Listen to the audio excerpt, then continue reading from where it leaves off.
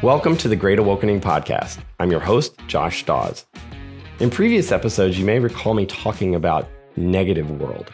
That's a concept that I got from a framework for understanding the cultural moment we're in called the Three Worlds of Evangelicalism. It was developed by someone named Aaron Renn, who is a writer and a consultant. He has a newsletter called The Masculinist that has been running for a long time. It's really shaped my thinking in a lot of ways.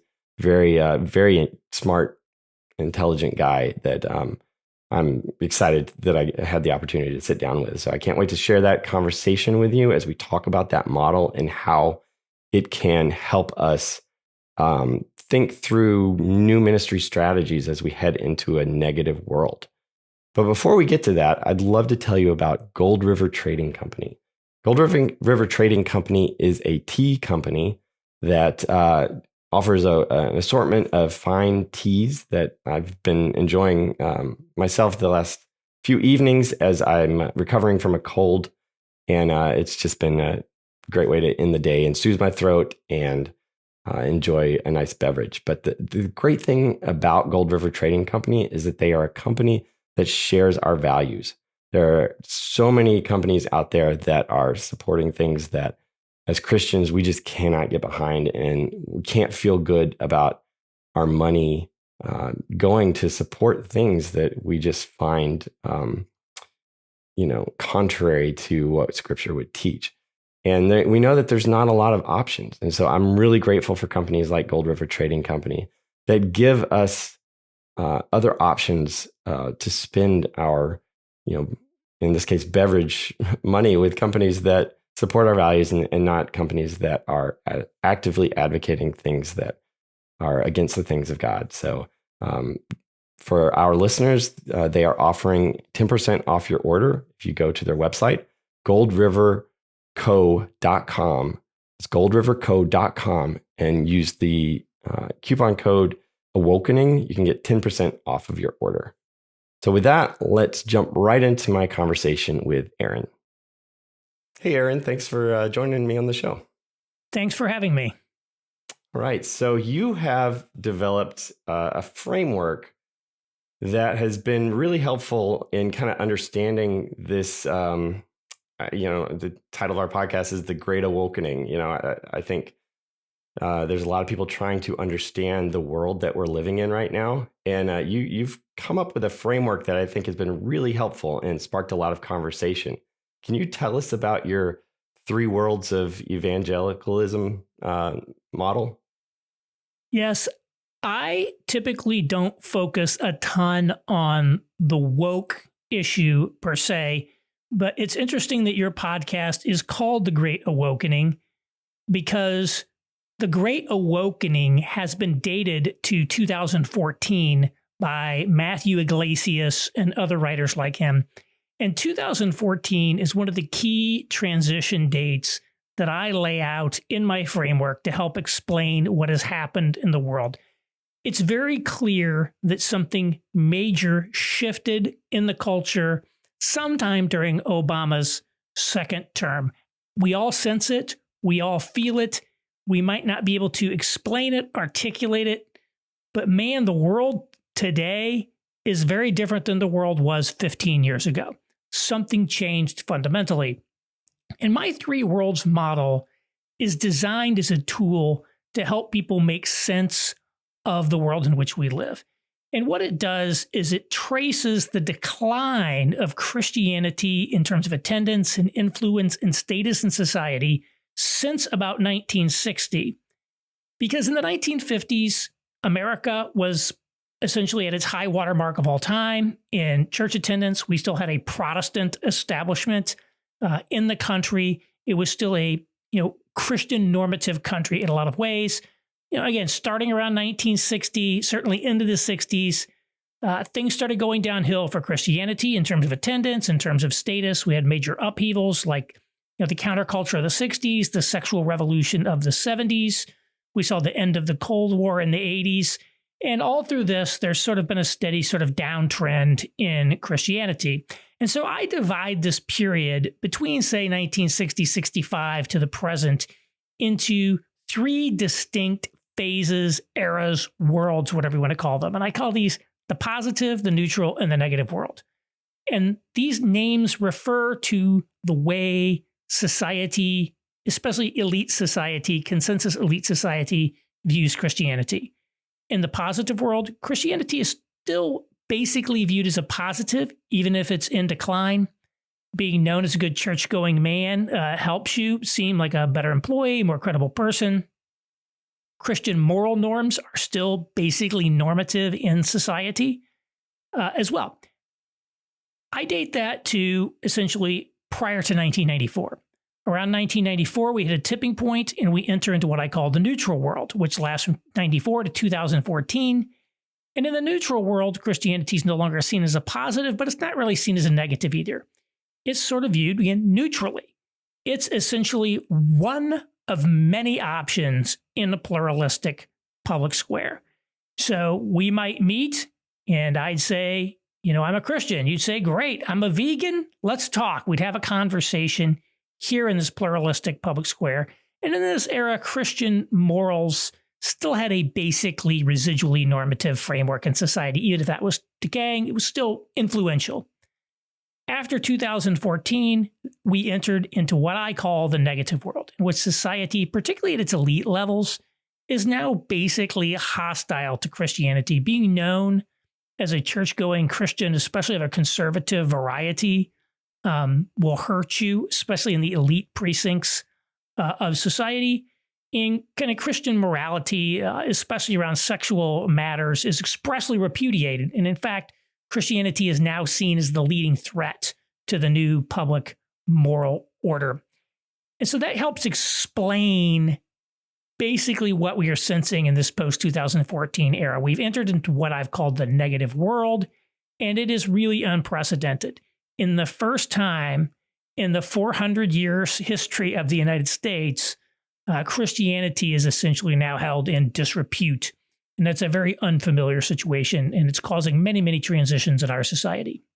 Yeah, and I think we're feeling that whether we can express it or not. I think within the kind of evangelical world, a lot of the divisions and kind of fracturing we're seeing is the result of some of those. You talk about in your first things piece, new cultural pressures that we're experiencing under the negative world. Can you kind of walk us through what some of those are, what we're experiencing? Well, essentially today we have a new public morality that I wouldn't even call it morality. It's really ideology. And this, again, is not an entirely new thing. It's something that has been developing over the course of that period of time since the 1960s. I've been very influenced by a sociologist who goes by the name E. Digby Baltzell. He coined essentially the phrase WASP for white Anglo-Saxon Protestant, the upper class. He would say he didn't coin it, but he's the reason we all know it. And he observed that as this old upper class establishment went away, there was essentially a decline of, I'm going to call it standards of personal gentlemanly behavior. He talked about the gentleman's code versus statements of ideology. And his line, and I'm sure I'm going to botch the quote, is, "Today, it is far more damaging to you to be known as an anti-Semite or a racist than it is to be known as a consummate liar or an adulterer." And this was probably written in the 70s or the 80s, when he was saying this, and he was seeing these changes ongoing. And so there's this whole complex of issues ranging from race to sexuality to climate change that essentially represent a package of ideological commitments that anyone in upper middle class society needs to affirm in order to more or less be viewed as a member of that community in good standing. In the corporate world, this goes under the moniker of ESG, environmental, social, and governance goals. This is essentially an ideology, not a moral system, in the sense that, morals are, tended, even if there's variation in their application, are tended to be kind of timeless, if you will. These ideologies change all the time. And so you have to constantly keep abreast of the new lingo, the new fad. They're sort of like skirt links in that regard, only, they're not really oscillating in a pendulum, I guess, like skirt lengths, but they're things that change a lot, and you have to be very attuned to what the new thing of the day is. But fundamentally, if you want to, if you want to be a member in good standing in society, you basically have to go along with these. And so that is basically it. Again, not all of these are necessarily evil, I would say. Some people are very into climate change. I don't take necessarily a position on what we should do about that.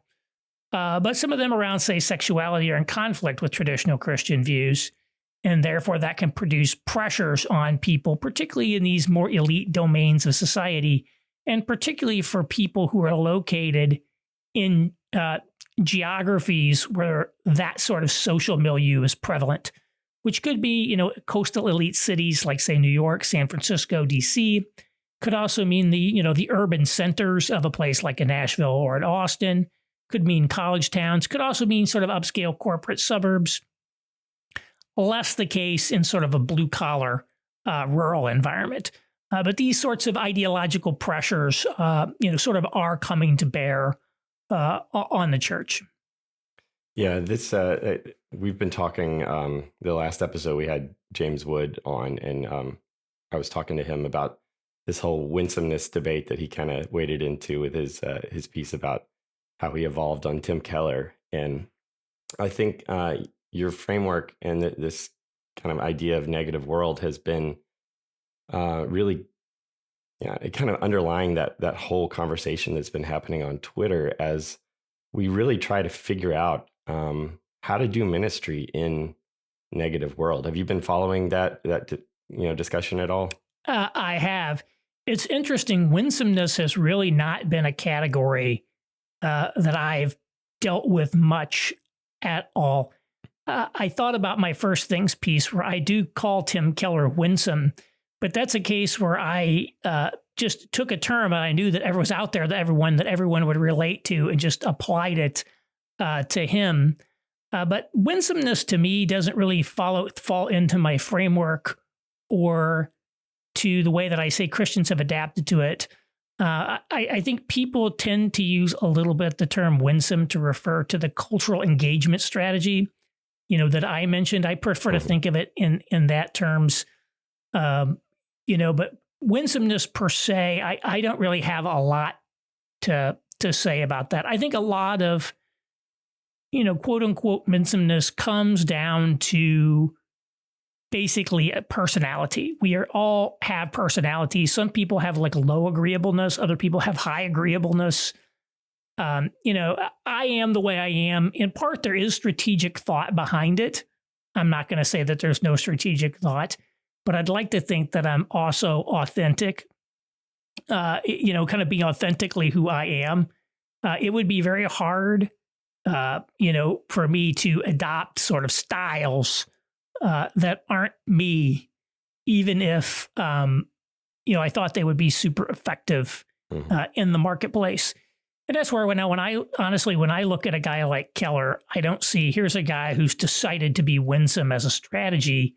To me, he just looks very authentically himself. I see him as sort of being, the right man at the right place at the right time.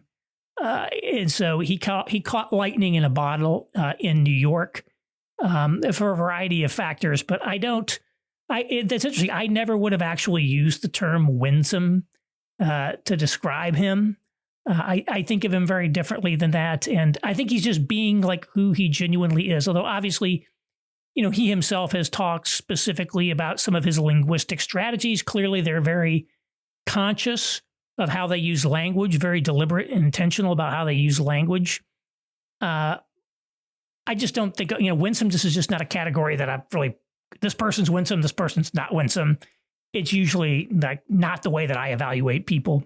Yeah. Yeah. But I have been following. It's been a great debate. And I thought, I'm indebted to James Wood for writing that piece because it really helped get this framework more out into the discussion, which is excellent. I think this framework really is resonating with people. Again, it's sort of at the right time, maybe the right framework at the right time. I originally published a version of this in 2017, and I actually originally came up with the first version of it in 2014. And it did get, when I first wrote it up in 2017, it was really popular then, but I think the world wasn't quite ready for it, just as they weren't quite ready for Roger's Benedict option. I think maybe he was a little early to market with that book. It's always a challenge when you're sort of on the leading edge, that if you're too soon, it doesn't resonate with people. Just like Friendster or MySpace didn't win the social networking wars, it was Facebook. Sometimes you got to be not just the right message, but also at the right time. And I think with First Things republishing it earlier this year, now's been a really good time for that. I think people are ready to think about this more. And people get it that the world changed in Obama's second term. So it's putting a framework to help understand something that people really do sense at some level. And, I'm very gratified to see people really engaging with it. Even the people that critique it, I'm glad that they are engaging with it, because it shows that it's really starting to drive the discussion out there, which, I hope they continue. And the critics have actually been helpful to me in a number of ways. Some of the things that they've said, maybe I don't agree with them all, but like, oh, I need to look at this dimension of it. I need to cover off more on this. It can help me refine it, refine the way I talk about it, refine the way I position it, refine the presentation of it. So your critics actually can help make you better too. Yeah. So let's talk about the critics for a second.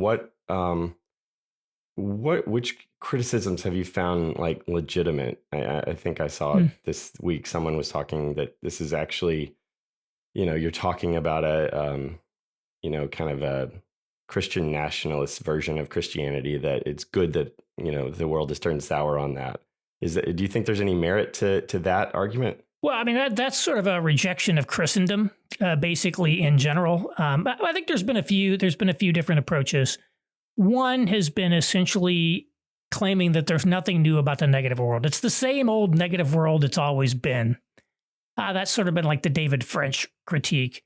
Again, I don't think that resonates with people, because the world has changed and you don't provide an alternative that accounts for how the world changed.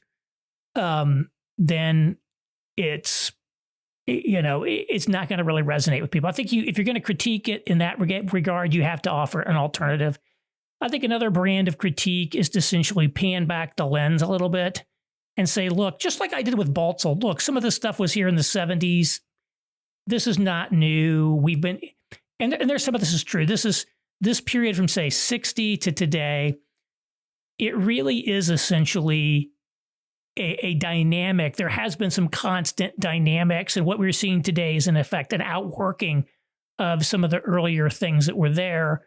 So I wouldn't reject that, but I would just point out, look, I'm not trying to talk about Charles Taylor's 500-year history of secularization or, the Enlightenment, what the Enlightenment did. There's ways to pan back the lens and take different, shorter or narrower views. I'm trying to explain, within a particular era in America, what was going on there. But I think it's worth thinking about the presentation on that. And I think, another kind of popular one that seems to be out there, is really to try to, bring up race and say, look, America was, racist, segregationist back in this era, wasn't Christian.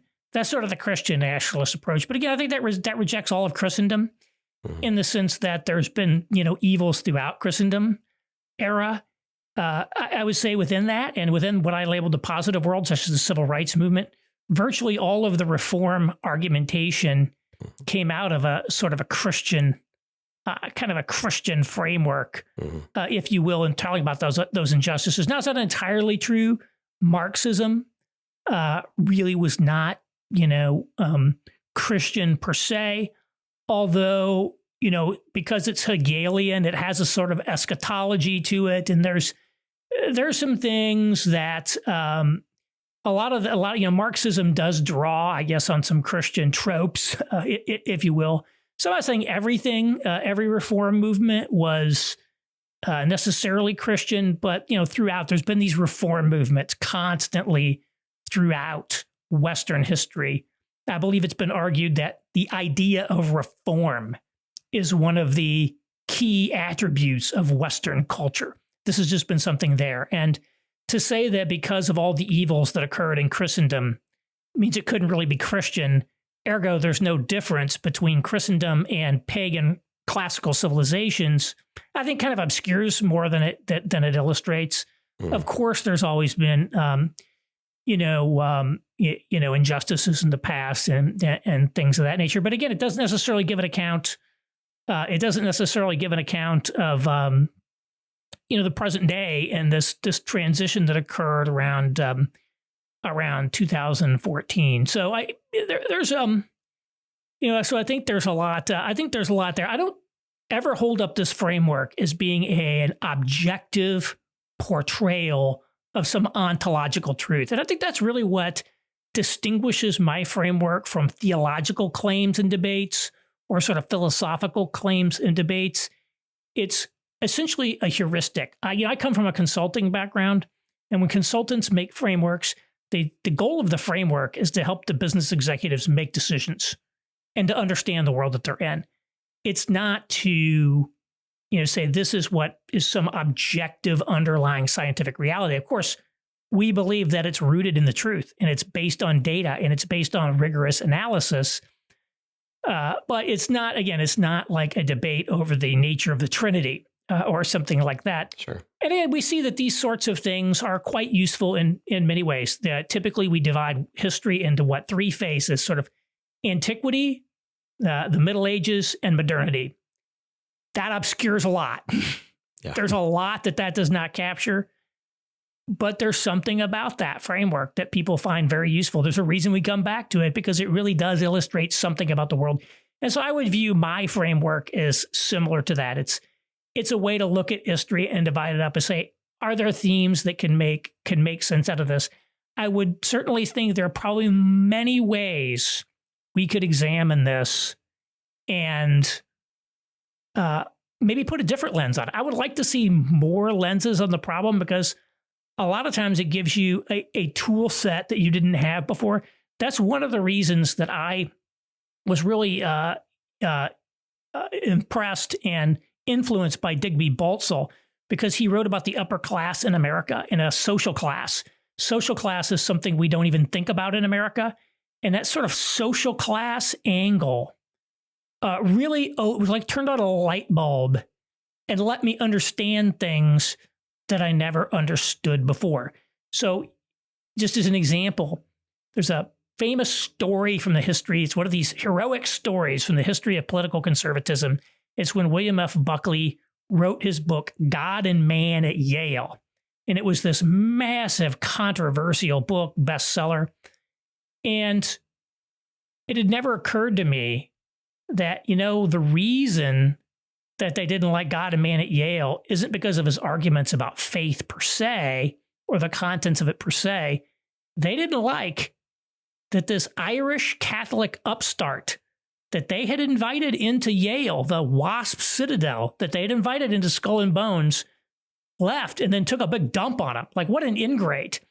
And until you understand the social class and the fact that there was still a Protestant establishment and that the Catholics were still a little bit on the outs, you can't really understand what's happening. And that's a light bulb. And so what are other light bulbs that we need to turn on that help us understand aspects of the world? I would hope that there are going to be more maps, more lenses than just the one that I have. And so I think there'll be much more engagement with this, in the coming years. You didn't really ask about it, but the other half of my article was an analysis of what happened to various sorts of maybe tribes is the wrong word, but I also said, look, there's these eras, and then there's these characteristic ministry strategies of the era, which I said was the culture war, the seeker sensitives, and the cultural engagers. And I do an analysis of them. And, Trevin, one of the groups that Trevin Wax mentioned that I don't talk about hardly at all is the emerging church. Now, for a lot of people, the emerging church era was a seminal moment and a really important pivotal moment in the history of modern evangelicalism. And I was never influenced at all by the emerging church, and I think the emerging church is kind of over. But I think that's one of the things that if you were going to critique or provide an alternate view, you might look at it through the lens of emerging church and New Calvinism and Neo-Anabaptist and divide things up a little bit differently, than I did. I think you could tell a story in which groups like the emerging church played a much bigger role in the story than I put them in. Not to say that I think I'm wrong or that I'm unfair, but again, I'm telling a particular story focusing on different, this emphasis, that emphasis. There are certainly other ways to make emphases, and if I were going to, ask somebody to think about a way to look at this, I would take a lens that somehow told the story, interact with the cultural changes through the lens of maybe it's the tribes that Brad Vermerlen identified in his book, Reformed Resurgence. He did his dissertation on New Calvinism, and an expanded version of his dissertation was published as Reformed Resurgence on Oxford University Press. It's really good. And, he talks about the world through the lens of a playing field. He uses this field theory to analyze evangelicalism. It's like evangelicalism is like a playing field, and there are different teams on the field, and they're jockeying for position, strategic position within the evangelical field. And he talked about New Calvinism was one of them. The emerging church, I think, was another, maybe the Neo-Anabaptist. Then there were sort of the mainstream evangelicals. So that's sort of almost football field analogy is another way to look at it. And so I think the Vermerlen lens was very interesting precisely because he gave an interesting way to decompose it. And that, so I think there's a lot of opportunities to add value by putting new ways of looking at the problem. So I feel very good about mine so far. In fact, the criticisms that I've gotten have sort of made me feel like I'm on the right track, basically, in terms of what they are. But I think there's much more to be said on this topic. Yeah, I wonder. It's interesting you talk about it as a lens through which to look at the kind of cultural moment we're in. Because I was listening to something by Aaron Renn this morning where he's talking about how our different ideological lenses are useful insofar as they're applied to what they're intended to examine.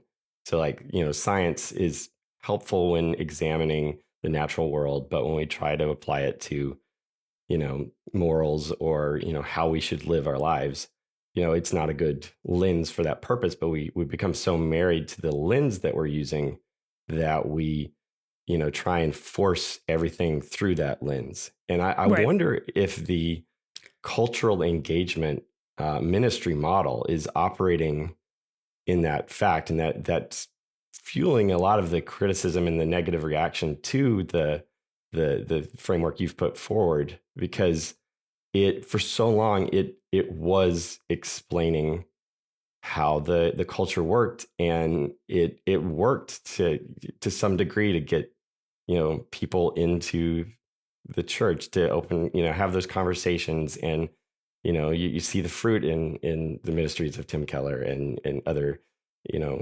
cultural ministries that are targeting cultural elites. Yeah. What's the old saying? When all you have is a hammer, every problem looks like a nail. There is a sense in which we conceive of the world through the tool sets that we have. And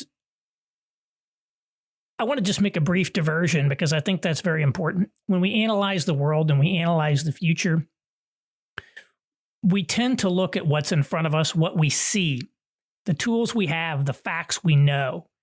But the truth is, there's so much that we don't know. And occasionally, this happened to me, for example, multiple times in my life.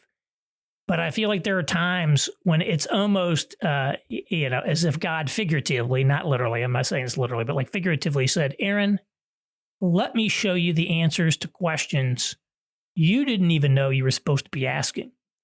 It's the Donald Rumsfeld's famous unknown unknowns. My friend Dwight Gibson has been pushing for years this idea of rediscovering the methods of exploration.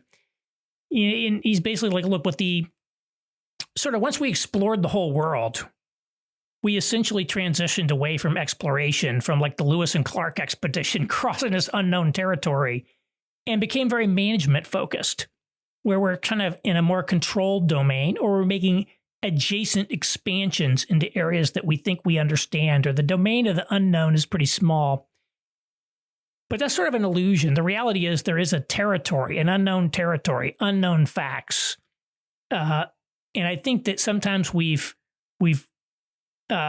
reduced our sphere of vision so much that we don't take into account, one, that there's things going on in this world that we have no clue what's going on. Secondly, that God can do things. He acts when we have no clue what he's going to act, what he's going to do, or what's going to happen. And so I think it's very easy to say, well, we see these trends, we see these factors, we see these forces, we see these teams on the field, we see the negative world. Ergo, we'll sort of predict the future, and we'll come up with this master strategy.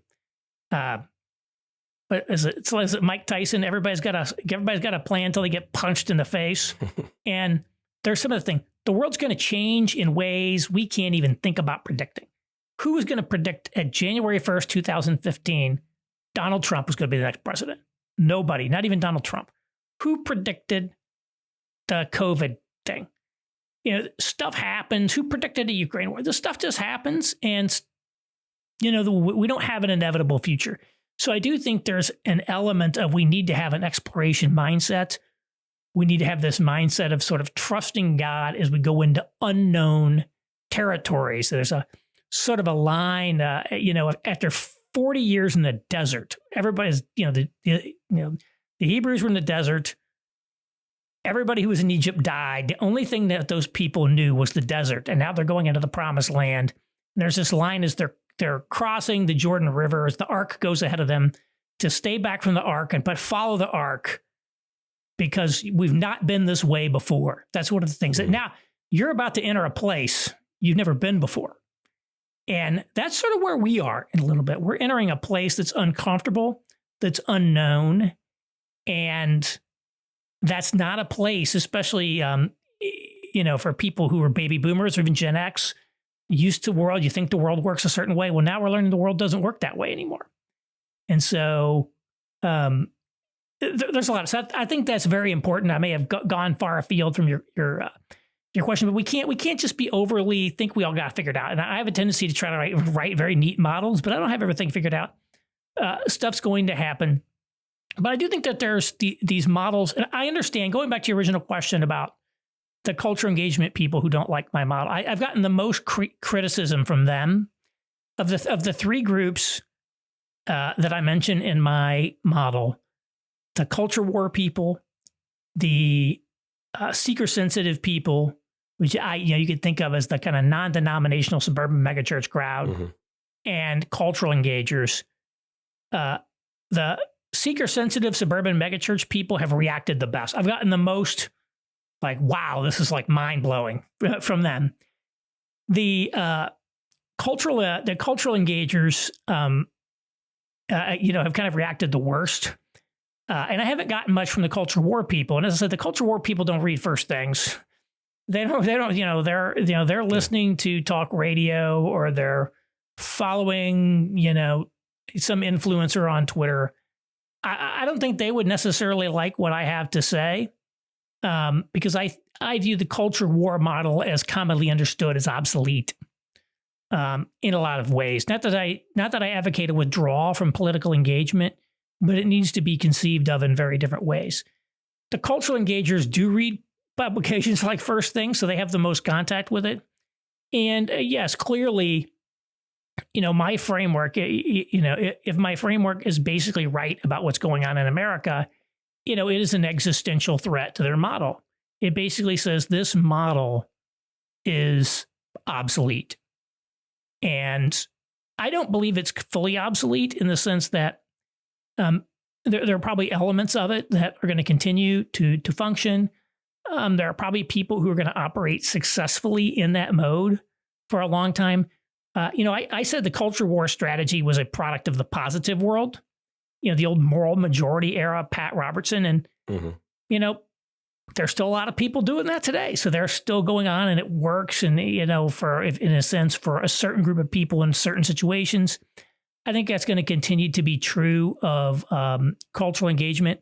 I think there's a lot that came out of cultural engagement that I think is positive and should be carried forward. It's more respectful of intellectualism. It isn't characterized by sort of the anti-elitist populism, of the culture war. I'm definitely not a populist. I care about the people, and I'm not totally averse to appealing to the people. FDR was a populist in that sense. Even if very different from the populist in the William Jennings Bryan sense. So like an FDR style populism, I could probably get behind, but it has to be rooted in a competent governing elite.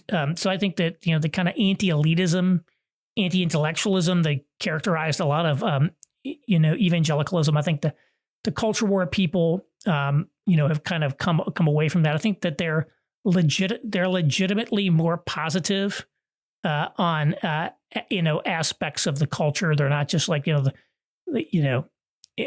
cultures, everything about America or whatever is just kind of irredeemably shot. There are actually good things going on in the world. It's popular. Now this is going to get me in trouble with the Southern Baptists here. But it's popular out there to, attack IPAs and craft beers and like artisanal cheeses and pickles and all the stuff they do in Brooklyn. Some of that stuff's pretty good. I'm glad that we get better bread today, bread of this and that. So I think there are, I like cities. I'm a city guy. I'm from a rural area. I have nothing against rural areas. I grew up in a town that now has 71 people in it, according to the latest census estimates. But I love cities, and we just can't have this sort of anti-urban attitude, particularly as the world's going urban. So I think there's a lot that came out of the cultural engagement movement that's actually quite positive, and it certainly can be retained over time. But kind of the model of what I call it conflict minimization. We're going to stress the areas where we're in agreement with the culture. We're going to downplay the areas where we're out of sync with the culture. We're going to essentially culturally affirm the milieu where we are. I don't think that works. And candidly, some of it was just like with the religious right, some of it was a little off. I lived in urban areas. I lived in central Chicago, central New York for a long time.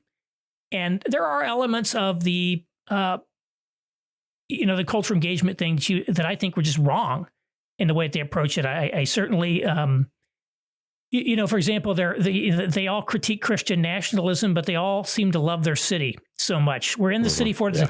Dare I say, idolatrous identification with the city where they live. And it's sort of urban triumphalism.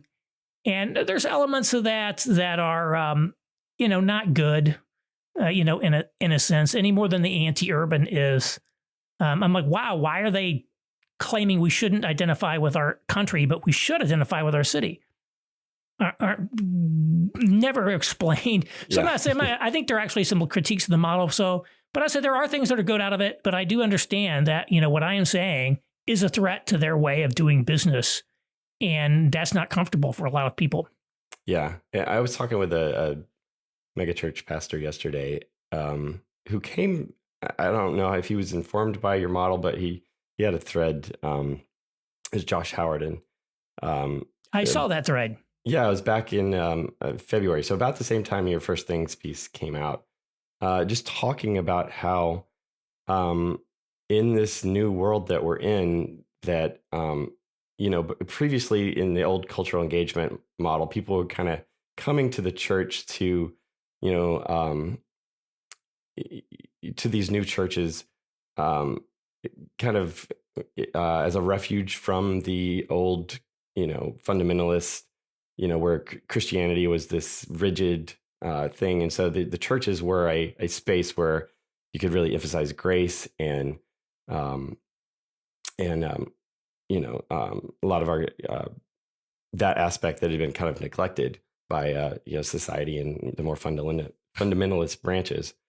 But in this new world, it's not Christianity that is the Puritans that are enforcing a rigid morality. It's the secular progressives. And so the church in that, context has to become something completely different. And it's a place where people are looking to escape, a secular morality that's being imposed on them. And they need some, people want some clarity around that kind of stuff. I thought it was it was encouraging that there are people in these spaces rethinking the ministry model. And I think that's what your framework is so good. And I think that's the best thing that's come out of this is just really thinking about how do we do ministry in a world that has changed so drastically. Yes, I don't have all the answers on that. I have been thinking about what do we do in the negative world? It's very easy to say, okay, Aaron, you've said we're in this negative world, nothing else works. Well, what does work? What should we do? And, I have some thoughts on various aspects of that. But one of them is related to this idea of being a source of truth. One of the things that I think characterizes cultural engagement style is, triangulation. This was a word that was used to describe the politics of Bill Clinton and Tony Blair. It was a sort of third way politics that those guys mastered. And I don't think it's any accident that triangulation and third way politics took place primarily in the neutral world, that was a characteristic political strategy of the neutral world. And we see now that, third way politics, Tony Blair is like discredited in England. People are not pining away for the politics of Bill Clinton. And so there is a sense in which this kind of, I don't like to overly criticize the third way because I think there's a lot of ways to talk about third way. But there was this sense in which the cultural engagement people were trying to triangulate a little bit. But maybe a better example of triangulation, just to abstract it from the tribes, is the theology of complementarianism. To me, complementarianism is a theology of triangulation. And even if you go back to maybe one of the most conservative people, John Piper, who started that, he sort of distinguished complementarianism from traditionalism. No, we're not just defending traditionalism. We're going to respond to the feminist critiques around abuse. We're going to respond to the feminist critiques around this, that, and the other thing. But no, we're not going to abandon what the Bible says about male-only eldership or things like that. So it was, in essence, a third way. And although there's different brands of complementarianism out there, there's sort of, what's been now called thick and thin complementarianism. But it's tended to be pretty thin, even in the kind of the thicker varieties. There's been less developed substantive complementarity of the genders. And so you end up with formulations like a woman can do anything an unordained man can do. And it's sort of like we're trying to scalp. We want to affirm the Bible, but we're going to take a very minimalist hermeneutic on it. And we're only going to stand on the things where we have proof text. We can proof text it really well. And to me, it's just what I call a theology of triangulation. Rather than taking a step back and saying, okay, how do we actually, what's the reality of gender? What's the reality of the created order? How again do we look at scripture and at historic church teachings? And how do we look at what has happened to the household and family and industrial society and come up with an approach that's, I think, more robust. Mm-hmm. It might still be, in a sense, complementarian, in a sense. It might even fit well within the Danvers statement. if you view that as sort of a minimal complementarian definition, but it's just not based on a triangulating approach between, say, feminism on the one hand and 1950s on the other hand, kind of thing. Yeah. So I think one of my things is we have to get out of the triangulation business and start getting into the truth business. And again, how we state that, is a consideration of wisdom. Mm-hmm. I don't think rhetorical kind of bomb throwing at society is a very productive way to engage. Sure. In a lot of ways. So how do you communicate the truth is certainly an important part of it. One of my old mentors in the consulting world said every strategy project has 3 parts: a third, a third, a third. The first third is figuring out what the problem is. The second third is figuring out what the solution is. And the last third is figuring out how to communicate the problem and the solution. So coming up with the truth is only one aspect. Those are kind of the 3 things you have to do. What's the problem? What's the solution? What's the truth? And then how do you communicate it? So I think we definitely need to give thought to that. But this idea that we think we can triangulate our way out of this place, I just don't think that approach is really viable. Yeah, and I don't think it really appeals to what people are feeling right now, just with so much moral insanity. I think if we lean hard into the truth in a winsome manner, in a loving communication of that, but not shying away from it, not trying to make it mesh easily with the culture around us, I think that's gonna produce fruit, because I think people are hungry for that right now. I think there's something to that. We'll see. The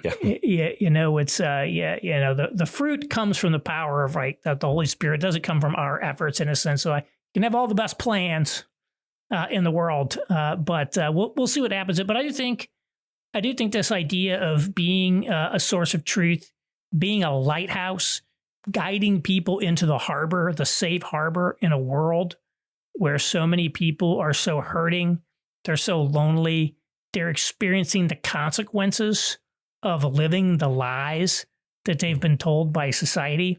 And maybe there's no easy way out, of the consequences of the ways that they live their lives and the decisions that they made.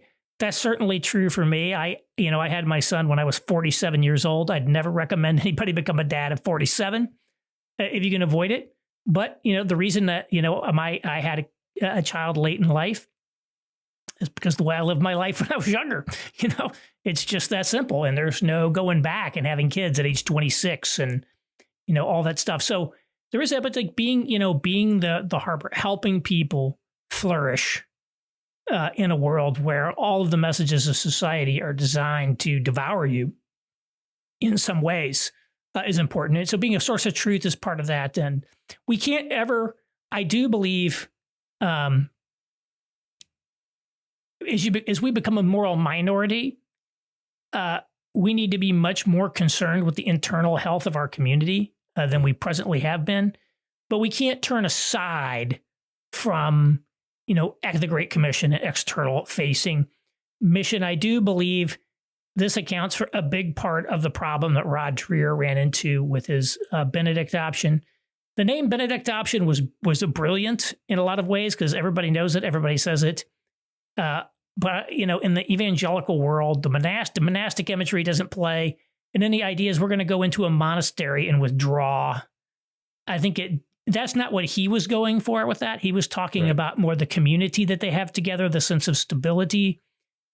But I think when so many people misinterpret you in the same way as talking about sort of abandoning kind of engagement and turning inward, then there's probably a communications in there, error in there somewhere. So I think it just probably comes from the fact that he didn't really have an evangelical background, and therefore he wasn't quite really equipped to communicate in their style. So I think that's one of the things that I take away from the reception of the Benedict option is any strategy that, I articulate for the negative world has to make sure that, the Great Commission is in there, because if you don't have the Great Commission, then evangelicals are just not going to accept it. Right. And it's probably also not correct. So just to be clear too. So that's one thing is there. So we do have to think about how to do ministry and mission in this world, and being the source of truth is important. Yeah, and I think that's that's one thing I keep coming back to is just it could be so easy to get discouraged in negative world, to see the change in culture and to think about it in terms of what we've lost. But I think to get, have those blinders on, we're going to miss the opportunities that are here that negative world is presenting to us. And I want the church to be right there and ready to kind of capitalize on that and right. Be there for people they're seeking truth in a world that's gone mad. Right. And, I think it's very important to be a source of truth. And, a lot of things that I see out there, especially in the more conservative precincts, I criticize conservatives a lot. Now, this is interesting. I get the most blowback maybe from these kind of they're conservative in a sense, but these neutral world people, more about it. The more like hardcore kind of more political conservative, social conservative types. I've had a lot of criticisms, of that group over the time. And so never let it be said that I don't punch right, I guess, because I most assuredly do all the time. But I think one of the challenges that has been the case with that group has been very reactive. Somebody else says or does something. Somebody puts out this book. Somebody puts out this, and so we want to go into debunk mode, just attack mode. Whereas I think there's a place for that. There's a place for critique. I just wrote something that's sort of a critique of certain elements of the recommendations of the guidepost report from the Southern Baptist Convention. Mm-hmm. There's a place for critique. I'm not saying critique, but it's not enough to say what you're against. You have to say what you're for. Yep. And so I think finding the ways to articulate truth and say, this is what I think is true. This is where I'm going. And one of the reasons that my Three Worlds framework has been very effective is I'm presenting something. I'm not just sitting back criticizing what other people are doing. Here's a way that you ought to be thinking about the world. Now, again, I don't claim that that's some ontologically pure, truth in the sense that theology is truth. Obviously, from theological truths, even stronger, we should do.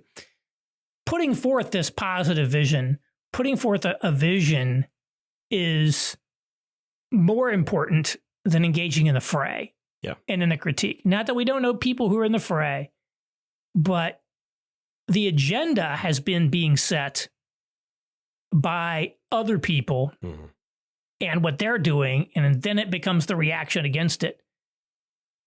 Give something that's better, truer, and then all of a sudden they're going to react to what you're doing. That's what I'd rather do. I'd rather have other people reacting to what I'm saying than me spending all the time reacting to what other people do. That's why I study. That's why, I do what I do so I can try to find truth and find tools and find ways to help people and articulate things that are going to be useful, not just criticize what other people are doing. As one of my guiding principles for my work that I do is to build up, not just to tear down. I think we need to really be in the building up mode, not just in the tearing down mode. Although there's a time to build up and a time to tear down. I think, this is, was Mark Andreessen, it's a time to build. No, he wasn't talking about, he wasn't talking about the church, but I think there is a time to say, okay, what are some truths we can start talking about in a better way? And that's important. Well, I think you're doing a great job. I'm excited to see how this framework has helped us see the world and is sparking conversation. So I thank you. Keep doing what you're doing. Well, thank you, and thanks for having me on. That's our show for today. Big thanks to Aaron Renn for joining me on the show. Be sure to follow him at Twitter and check out his other content at aaronrenn.com. You can subscribe to his newsletter there. He has a podcast. He's a thinker that is always causing me to kind of consider new ideas that I hadn't previously encountered. So he's a great person to follow. He'll really kind of help you in exploring new ideas. As always, thank you so much for listening and sharing this content with your friends. I hope you find it helpful. If you do, I'd really appreciate a rating over at Apple Podcasts. Rating and a review would be helpful in getting us more exposure for the show. And if you're watching on YouTube, please like and subscribe so you don't miss future content. As always, thank you so much. I will see you next time.